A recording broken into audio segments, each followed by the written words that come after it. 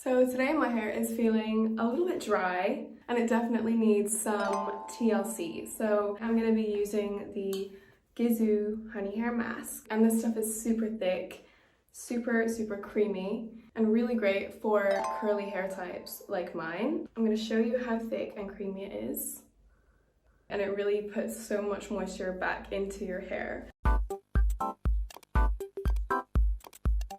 I love to use it on dry hair. So normally what I would do is put it all over my hair and then leave it on for as long as possible before I hop in the shower to wash it off. So the first thing I'm going to do is section off my hair. So I'm going to take the top layer, clip my hair back, and take a little bit of the hair mask and then apply it onto both ends of my hair. So now that I finished the bottom layer of my hair, I'm going to take the top layer out from its bun and then work a little bit of the product through the front of my hair as well. Now I'm going to hop in the shower.